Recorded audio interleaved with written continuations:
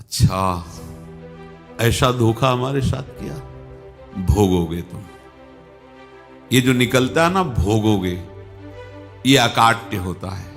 क्योंकि किसी का भी हृदय, मान लो किसी भी जीव जंतु को आप कष्ट दें और उसका हृदय आह भर जाए, तो वो आह वज्र की लेखे तुम्हें भोगना पड़ेगा। वो आह किसी की ना लेना जिंदगी।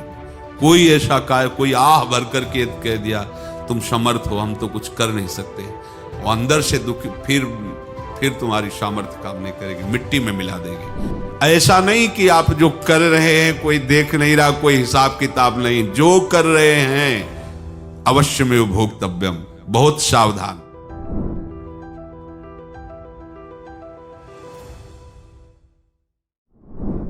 जीव स्वयं नित्य निरंतर कर्मों के जाल को रच रहा है और अपने आप को बांध रहा है। आपको मुक्त होना है, बंधना नहीं है। जीव का जन्म कर्मों के अनुबंध से होता है, कर्मों के बंधन से होता है, और उसको अपना ऋण चुकाना होता है। कर्मानुबंध ये बहुत सूक्ष्म विषय है।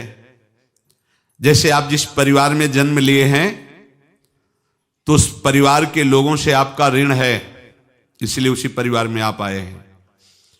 और ऋणानुबंध, उसको बिना चुकाए या बिना वसूल किए आप वहां से जाएंगे नहीं। आपको लेना है तो वसूल करना है, और देना है तो चुकाना है। ये पूर्व के जन्मों से निश्चित किया गया है।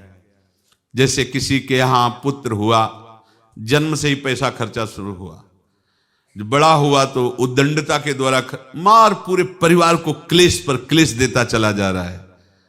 ये तुम्हारे कर्म का फल है।